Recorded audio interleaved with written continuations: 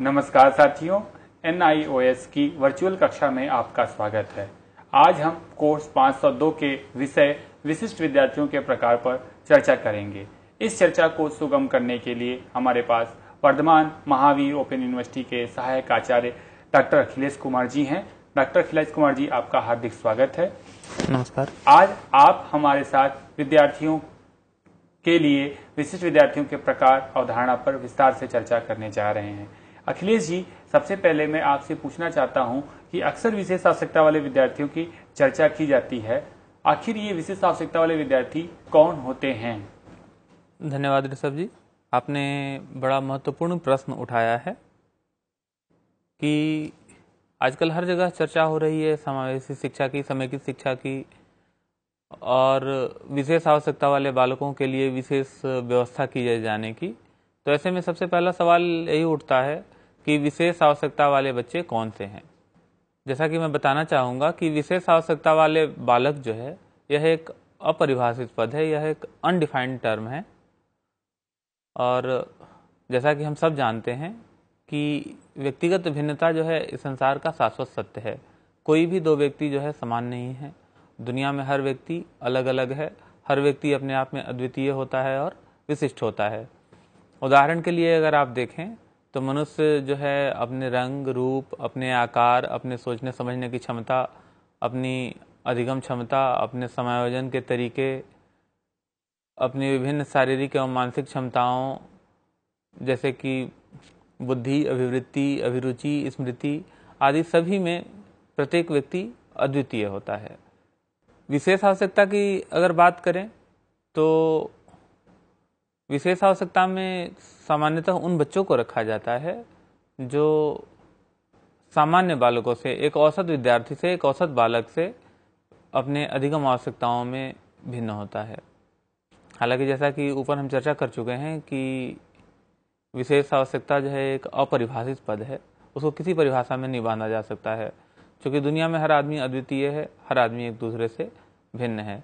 लेकिन जो बच्चा अपनी आवश्यकताओं में एक औसत बालक से भिन्न हो, उसे विशेष आवश्यकता वाले बालक माना जा सकता है। National council of special education 2014 के अनुसार व्यक्ति की विभिन्न शारीरिक एवं या मानसिक क्षमताओं का सीमित होना, जो विभिन्न शैक्षिक क्रियाकलापों में उसकी सहभागिता एवं उससे होने वाले लाभ को सीमित कर देते हैं, वह विशेष आवश्यकता वाले बालक माने जा सकते हैं। इसका कारण कोई दीर्घावधि शारीरिक, संवेदी, मानसिक अथवा अधिगम अक्षमता हो सकती है, या कोई अन्य कारण ऐसा हो सकता है जिसके परिणाम स्वरूप व्यक्ति की अधिगम आवश्यकताएं उन व्यक्तियों से भिन्न होती हैं जो इन स्थितियों से प्रभावित नहीं हैं। ऐसे में अगर आप देखें तो national council of special education की विशेष आवश्यकता वाले बालक की यह परिभाषा जो है वो विशेष आवश्यकता के कई आयामों को उजागर करती है। जिसमें पहला आयाम है विशेष आवश्यकता का कि विभिन्न शारीरिक या मानसिक क्षमताओं का सीमित होना। विशेष आवश्यकता वाले बालक वो बालक माने जा सकते हैं जिनका किसी कारण से शारीरिक या मानसिक क्षमता सीमित हो गई है और जो उनको कक्षा में संपूर्ण सहभागिता में बाधा उत्पन्न करता है। संपूर्ण सहभागिता उनकी कक्षा के विभिन्न क्रियाकलापों में नहीं होने देता। साथ ही कक्षा में शिक्षण से जो उनको लाभ प्राप्त होना चाहिए था वो लाभ भी सीमित हो गया है। वो विशेष आवश्यकता वाले बालक की श्रेणी में रखे जा सकते हैं।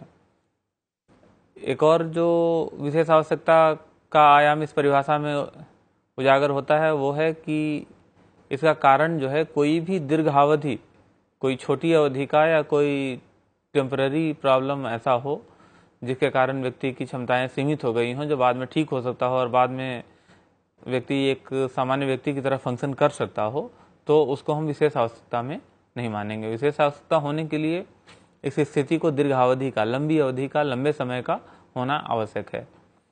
तो कोई दीर्घावधि शारीरिक, फिजिकल, संवेदी, सेंसरी, मानसिक, मेंटल या फिर अधिगम से संबंधित अक्षमता हो सकती है।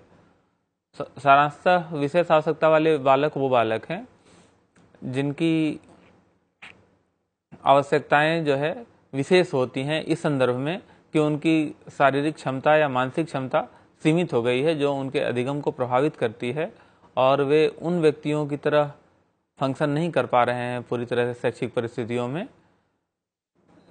जो औसत श्रेणी के बच्चे हैं, सामान्य श्रेणी के बच्चे हैं। आपने सम्यक तरीके से विशिष्ट आवश्यकता वाले विद्यार्थियों की परिभाषा की। अखिलेश जी, हम आपसे जानना चाहेंगे कि विशिष्ट आवश्यकता वाले बच्चों की श्रेणियां कौन कौन सी हैं, कितने तरह से हम इन्हें संप्रतीकृत करते हैं? जी, धन्यवाद ऋषभ जी। आपका दूसरा प्रश्न भी बहुत महत्वपूर्ण है। सबसे पहले तो इस संदर्भ में चर्चा करना चाहेंगे कि कोई भी निःशक्तता युक्त बालक जो है, पहले एक बालक है, निःशक्तता उसके बाद आती है। अतः शिक्षा का अधिकार उसका भी अधिकार है जो आम बालकों का अधिकार है। दूसरा कि जब भी हम वर्गीकृत करते हैं निःशक्तता युक्त बालक को, तब वहाँ का कानून, जिस भी देश के संदर्भ में हम बात करें, उस देश का कानून बहुत महत्वपूर्ण भूमिका अदा करता है। और निःशक्तता की परिभाषा अलग अलग देशों में अलग अलग हो सकती है। उदाहरण के लिए जो अमेरिका में निःशक्तता की परिभाषा है वह आइडिया से गवर्न होती है, आइडिया से निर्धारित होती है। आइडिया अर्थात individual with disabilities education improvement act 2004, इससे गवर्न होती है। और इसमें जो जो निःशक्तताएं रखी गई हैं, जो जो दिव्यांगताओं की श्रेणियां रखी गई हैं, उस देश में सिर्फ वही श्रेणियां मान्य है।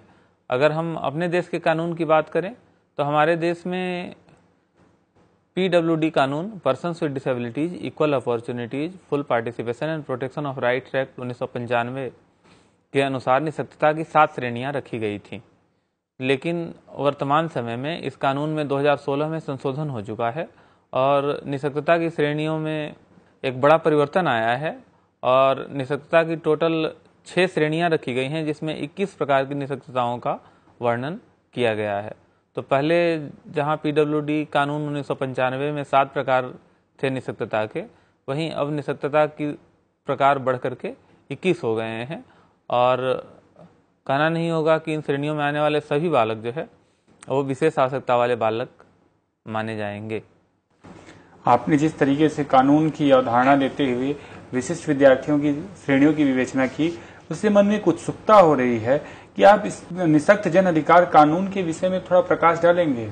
हाँ, निःशक्त जन अधिकार कानून 2016 जो है, उसमें निःशक्तता की जो 6 श्रेणियां रखी गई हैं, उसमें एक श्रेणी शारीरिक अक्षमता की है, दूसरी श्रेणी बौद्धिक अक्षमता की है, तीसरी श्रेणी मानसिक रुग्णता की है, चौथी श्रेणी अक्षमता जिसका कारण गंभीर न्यूरोलॉजिकल विकार हो या रक्त विकार हो, ये है। 5वीं श्रेणी में बहुविकलांगता को रखा गया है और 6ठी श्रेणी में उन अक्षमताओं को रखा गया है कि कोई अन्य अक्षमता जो बाद में संसद के द्वारा नोटिफाई किया गया हो। हम एक एक करके देखेंगे कि इन श्रेणियों में कौन कौन से प्रकार की निःशक्तता या कौन कौन से प्रकार की अक्षमता पर विचार किया गया है और कौन कौन सी अक्षमता को समाहित किया गया है। अगर हम नए कानून के अनुसार अक्षमता के विभिन्न प्रकारों की बात करें तो उसमें पहली श्रेणी रखी गई है शारीरिक अक्षमता की, और शारीरिक अक्षमता की श्रेणी में उप श्रेणी है चलन संबंधी अक्षमता, दृष्टिबाधिता, श्रवण बाधिता, वाणी एवं भाषाई अक्षमता। अर्थात शारीरिक अक्षमता की श्रेणी को 4 उप श्रेणियों में बांटा गया है: चलन संबंधी अक्षमता, दृष्टिबाधिता, श्रवण बाधिता एवं वाणी एवं भाषाई अक्षमता। इनमें से जो चलन संबंधी अक्षमता में जो जो श्रेणियां रखी गई हैं वो हैं कुष्ठ रोग मुक्त व्यक्ति। कुष्ठ रोग मुक्त व्यक्ति से तात्पर्य उन व्यक्तियों से है जो कुष्ठ रोग से ग्रसित हुए और बाद में कुष्ठ रोग ठीक हुआ, लेकिन उनके अंगों की कार्यात्मक क्षमता को उसने प्रभावित किया। जैसे हाथ की उंगलियां खत्म हो गई हों, पैर की उंगलियां खत्म हो गई हों, तो उनके शरीर की कार्यात्मकता को प्रभावित करता है। हम प्रत्येक अक्षमता के प्रकार के बारे में और उनकी विशेष आवश्यकता के बारे में इससे अगली कक्षा में चर्चा करेंगे। इस कक्षा में हम संक्षेप में सभी अक्षमताओं के बारे में जानते हैं। दूसरा जो है चलन संबंधी अक्षमता में प्रकार रखा गया है डिसेबिलिटी का, वो रखा गया है प्रमस्तिष्कीय पक्षाघात या सेरिब्रल पाल्सी। सेरिब्रल पाल्सी में सामान्यतः क्या होता है कि बच्चे के चलन संबंधी अंग, लिम्स, हाथ, पांव, इनका जो संकेत मस्तिष्क की ओर जाता है वो संकेत किसी भी कारणवश मस्तिष्क तक नहीं पहुंच पाता और इस वजह से वो शरीर का वह जो अंग है, वह जो लिम्ब है, वो अच्छे से काम नहीं करता या काम नहीं करता पूरी तरह से, जो समस्यात्मक होता है आदमी के लिए। तीसरी जो श्रेणी चलन संबंधी अक्षमता में रखी गई है वो बौनापन है। कई बार बच्चे एक्सट्रीमली शॉर्ट हाइट के रह जाते हैं।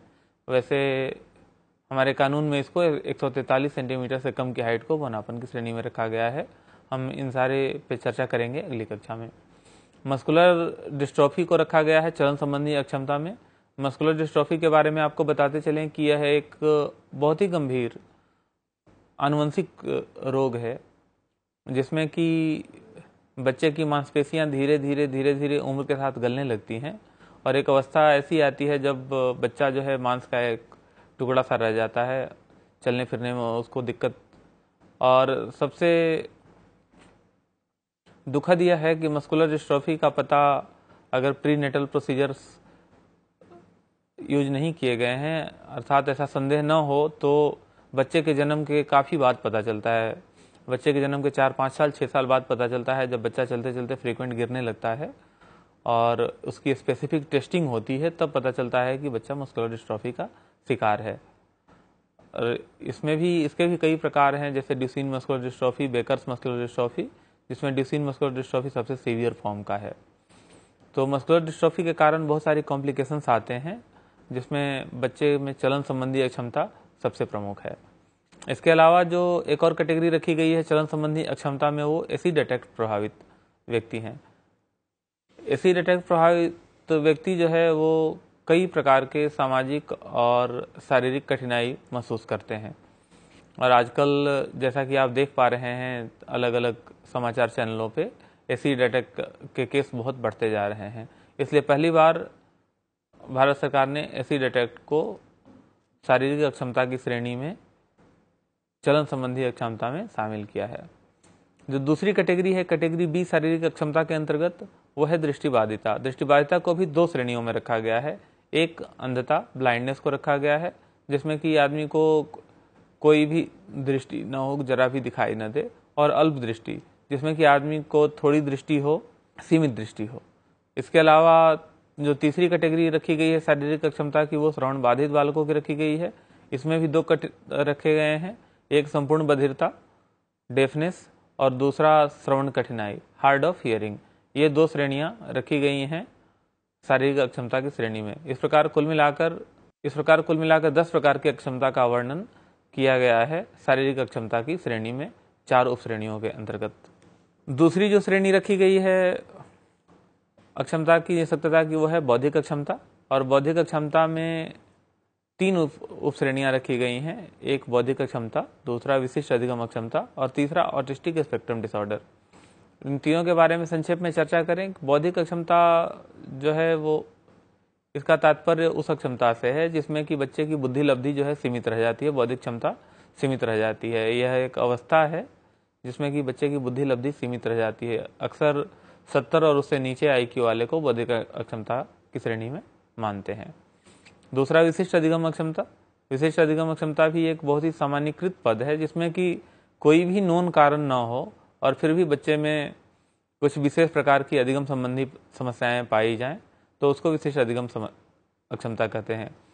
जैसे बच्चे में पढ़ने के संबंधी प्रॉब्लम हो सकती है, बच्चे में लिखने से संबंधित प्रॉब्लम हो सकती है, पढ़ने से संबंधित प्रॉब्लम को डिसलेक्सिया या डिस्ग्राफिया, लिखने से संबंधित समस्या, या गणितीय कार्य करने से संबंधित समस्या, बच्चे में डिस्कैल्कुलिया हो सकता है। या फिर तीसरा जो निःशक्तता का प्रकार रखा गया है इसमें, वो है autistic spectrum disorder. Autistic spectrum disorder में 2 मुख्य चीज़ें देखने में आती हैं। एक कि बच्चे का सोशल इंटरेक्शन बहुत पुअर होता है या लगभग नहीं के बराबर होता है, और दूसरा बच्चे में सीवियर जो है कम्युनिकेशन प्रॉब्लम होती है। बच्चा जो है कम्युनिकेट नहीं कर पाता है, बच्चे में शाब्दिक विकास नहीं हो पाता है। सबसे पहले ऑटिस्टिक स्पेक्ट्रम डिसऑर्डर का वर्णन जो है वो लियो कैनर ने किया था। लियो कैनर ने 1942 के आसपास एक पेपर लिखा था, autistic disturbances of affective contact, जिसमें उन्होंने कुछ केस स्टडी प्रस्तुत की थी। उसमें ऐसे बच्चे थे जो लगभग अक्सर अपने आप में ही खोए रहते थे और जिनका सामाजिक इंटरेक्शन बिल्कुल कम या नहीं के बराबर था, और साथ ही जिनका कम्युनिकेशन जो है वो भी उपयुक्त रूप से विकसित नहीं था। तीसरा जो कंडीशन रखा गया है मानसिक रुग्णता का, इसमें गंभीर मानसिक रोग रखे गए हैं, जैसे सिजोफ्रेनिया या एंजाइटी डिसऑर्डर या साइकोसिस। इस प्रकार के मानसिक रोग जिनको कि ठीक किया जा सकता है उनको रखा गया है। मानसिक रुग्णता के बाद जो 2 श्रेणियां रखी गई हैं वो है गंभीर न्यूरोलॉजिकल विकार और रक्त विकार। जो चौथी श्रेणी रखी गई है अक्षमता की, उसको 2 भागों में बांटा गया है। पहला वह निशक्तता जिसका कारण गंभीर न्यूरोलॉजिकल विकार हो, इसमें वो रखे गए हैं मल्टीपल स्क्लेरोसिस रखे गए हैं, और दूसरी जो श्रेणी रखी गई है वो पार्किंसन डिजीज की रखी गई है। और जो दूसरी श्रेणी रखी गई है वो रक्त विकार की रखी गई है। पहली बार 3 प्रकार के रक्त विकार अक्षमता की श्रेणी में शामिल किए गए हैं, हीमोफीलिया, थैलेसीमिया और सिकल सेल डिजीज। इसमें बताते चलें सामान्य शब्दों में, हीमोफीलिया जो है वो रक्त का थक्का न जमने से संबंधित बीमारी है। हीमोफीलिया के जो मरीज हैं ये सब तीनों ही जेनेटिक डिसऑर्डर्स हैं और रक्त से संबंधित हैं। हीमोफीलिया में जो हीमोफीलिया का मरीज होता है उसके शरीर में अगर एक बार ब्लीडिंग शुरू हुई तो वो लगातार होती जाती है, रक्त का थक्का नहीं जम पाता है, इस वजह से उसके शरीर से रक्त का बहना नहीं रुक पाता है। तो ये बहुत सारी समस्याएं क्रिएट करता है हीमोफीलिया का केस। साथ ही दूसरी जो श्रेणी रखी गई है वो थैलेसीमिया की है। थैलेसीमिया भी एक जेनेटिक रक्त संबंधित विकार है जिसमें कि एबनॉर्मली लार्ज हीमोग्लोबिन पाए जाते हैं। और तीसरा जो है सिकल सेल डिजीज, जैसा कि नाम से स्पष्ट है, सिकल का अर्थ होता है हंसिया। तो जो इसमें हीमोग्लोबिन होते हैं वो नॉर्मल हीमोग्लोबिन की तरह डिस्क शेप के न होकर के सिकल्ड होते हैं। सिकल का मतलब हंसिए के साइज के या अर्धचंद्राकार होते हैं, और इस वजह से हीमोग्लोबिन जो शरीर में फंक्शन करता है ऑक्सीजन को शरीर के सभी भागों में पहुंचाना, वो प्रभावित होता है। इन सब के बारे में हम अगली कक्षा में विस्तार से चर्चा करेंगे एक एक करके। तो ये 3 रक्त विकार रखे गए हैं चौथी श्रेणी में। चौथी श्रेणी जो है उसको 2 भागों में बांटा गया है। एक भाग है गंभीर न्यूरोलॉजिकल विकार का और दूसरा भाग है रक्त विकार का। 2 न्यूरोलॉजिकल विकार रखे गए हैं, मल्टीपल स्क्लेरोसिस और पार्किंसन डिजीज, और 3 रक्त विकार रखे गए हैं, हीमोफीलिया, थैलेसीमिया और सिकल सेल डिजीज। इसके अलावा जो अगली श्रेणी रखी गई है वो बहुविकलांगता की रखी गई है, मल्टीपल डिसेबिलिटी की। कई बार क्या होता है कि किसी बच्चे में एक के साथ साथ दूसरी विकलांगता भी पाई जाती है, जैसे बच्चे में मेंटल रिटार्डेशन के साथ ऑटिज्म का पाया जाना, बच्चे में ब्लाइंडनेस के साथ साथ मेंटल रिटार्डेशन का पाया जाना, बच्चे में हियरिंग इम्पेयरमेंट के साथ साथ ऑटिज्म का पाया जाना, हियरिंग इम्पेयरमेंट के साथ इंटेलेक्चुअल डिसेबिलिटी का पाया जाना। तो इस प्रकार का जो विकलांगता का क्षमता का कॉम्बिनेशन एक से ज़्यादा हो किसी व्यक्ति में, तो उसको बहुविकलांगता की श्रेणी में रखा गया है। ये भी बच्चे के संपूर्ण जीवन को बहुत गहरे में बहुत बुरे तरीके से प्रभावित करता है। और छठा जो श्रेणी रखा गया है अक्षमता का, वो है कोई भी अन्य ऐसी अक्षमता जिसको कि भारतीय संसद जब भी चाहे और उसको नोटिफाई करे, उसके अनुसार नोटिफाइड हो। तो इस प्रकार अगर भारतीय संदर्भ की बात करें तो हमारे वर्तमान भारतीय संदर्भ में निःशक्त जन अधिकार कानून के अनुसार कुल 6 श्रेणियों में 21 प्रकार की अक्षमताओं का वर्णन किया गया है, या फिर इसको कह सकते हैं 21 प्रकार के दिव्यांग व्यक्ति या 21 प्रकार के विशेष आवश्यकता वाले बालक जो है वो भारतीय संविधान ने स्पष्ट किए हैं और निःशक्त जन अधिकार कानून 2016 ने बताए हैं। धन्यवाद अखिलेश जी, आपने बहुत ही सारगर्भित तरीके से विशिष्ट आवश्यकता वाले विद्यार्थियों के अलग अलग प्रकारों पर चर्चा की। इस कक्षा को समाप्त करने से पूर्व हम आपसे अनुरोध करेंगे कि हमारे विद्यार्थियों की सुविधा के लिए कक्षा का सार भी प्रस्तुत करें। हाँ ऋषभ जी, आपने अच्छी बात कही। आज हमने ये जाना कि सबसे पहली बात जो जानी वो ये कि विशेष आवश्यकता वाले बालक जो है वो एक विविधतापूर्ण समूह है जिसकी आवश्यकता सामान्य बालकों से अलग है। वो आवश्यकता शैक्षिक भी हो सकती है, अन्य प्रकार की भी हो सकती है, लेकिन अगर शिक्षा के संदर्भ में देखें, विशेष आवश्यकता वाले बालक उस विविधतापूर्ण समूह से को संबोधित करता है जिसकी शैक्षिक आवश्यकता सामान्य बालकों से अलग है। इस समूह में निःशक्तता युक्त सभी बालक आते हैं और निःशक्त जन अधिकार कानून 2016 के अनुसार कुल 21 प्रकार की निःशक्तताओं का वर्णन किया गया है और इन 21 प्रकार की निःशक्तताओं को 6 श्रेणियों में विभाजित किए गए हैं। धन्यवाद अखिलेश जी, आपके इस व्याख्यान के लिए। मैं NIOS की ओर से आपका विशेष रूप से आभार ज्ञापन करता हूँ। धन्यवाद।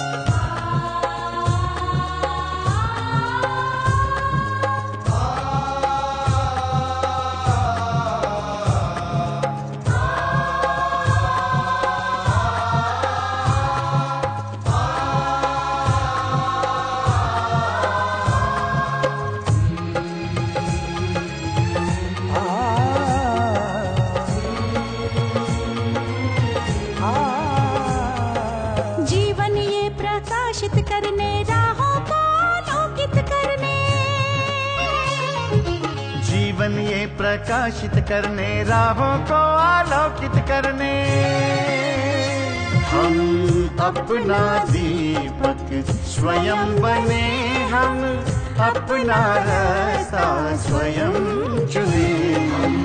अपना दीपक स्वयं बने, हम अपना रास्ता स्वयं चुने। जीवन ये प्रकाशित करने राहों को आलोकित करने।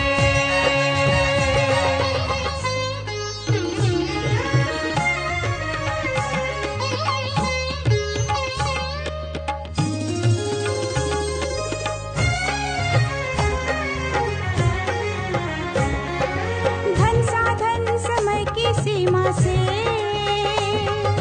विद्यालय जो मुक्त हो, धन साधन समय की सीमा से विद्यालय जो मुक्त हो। कभी पढ़े हम कहीं पढ़े, वे विषय की लोच से युक्त हो। कभी पढ़े हम कहीं पढ़े, वे विषय की लोच से युक्त हो। मित्रों हम उठे और जागे, मंजिल आने की ध्वनि सुने, हम अपना दीपक स्वयं बने, हम अपना रास्ता स्वयं चुने। जीवन ये प्रकाशित करने राहों को आलोकित करने।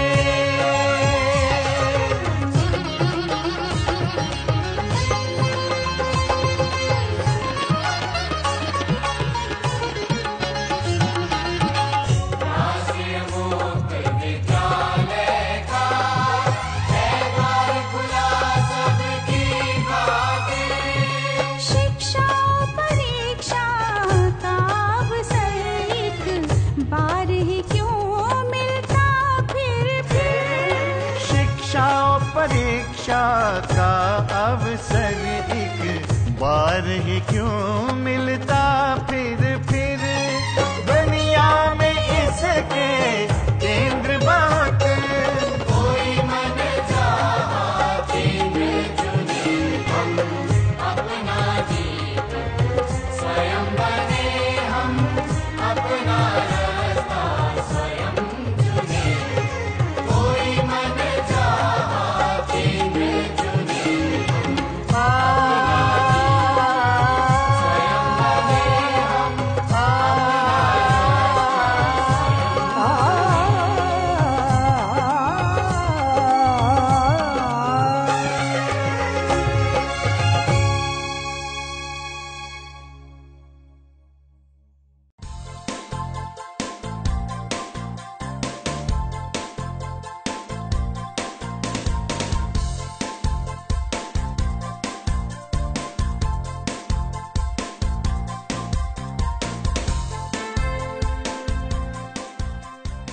घर बैठे पाएं राष्ट्रीय मुक्त विद्यालय शिक्षा संस्थान यानी NIOS में एडमिशन, वो भी एकदम आसान तरीके से, जिससे शिक्षार्थियों को होगी समय और धन दोनों की बचत।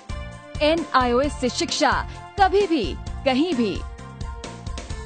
शिक्षार्थियों, क्या आप जानते हैं NIOS में एडमिशन लेने का सरल और सुगम तरीका, जिससे शिक्षार्थियों को ऑनलाइन प्रवेश लेने में सहूलियत मिलती है। NIOS में प्रवेश की प्रक्रिया पूर्णतया ऑनलाइन है। शिक्षार्थी घर बैठे इंटरनेट द्वारा प्रवेश के लिए सबसे पहले NIOS की वेबसाइट www.nios.ac.in पर लॉगिन करें। अपना ईमेल आईडी और पासवर्ड डालकर अपना पंजीकरण करें। पंजीकरण के बाद लॉगिन करने पर ऑनलाइन प्रवेश हेतु आवेदन पत्र खुलेगा। आवेदन पत्र को निर्देशानुसार भरें और प्रिंट आउट लें। इस प्रिंट आउट पर अपनी फोटो संलग्न करें। ऑनलाइन प्रवेश के लिए शुल्क हेतु भुगतान के तरीके हैं। क्रेडिट कार्ड के द्वारा, डेबिट कार्ड के द्वारा, राष्ट्रीयकृत बैंक के ड्राफ्ट के माध्यम से, जो कि सचिव NIOS नई दिल्ली या नोएडा के पक्ष में देय हो।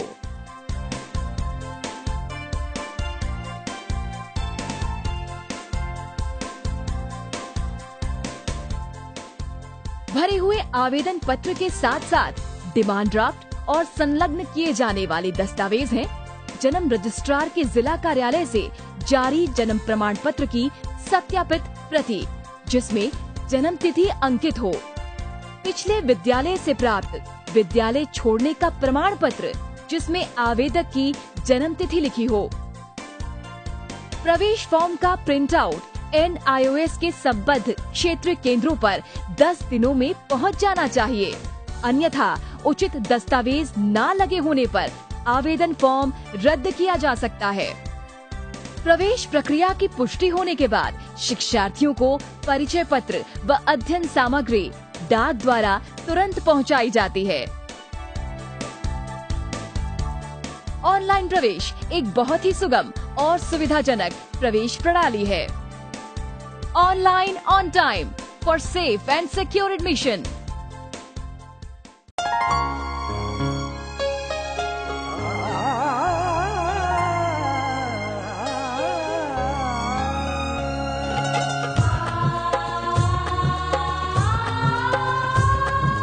जीवन ये प्रकाशित करने, राहों को आलोकित करने, हम अपना दीपक स्वयं बने, हम अपना रास्ता स्वयं चुने।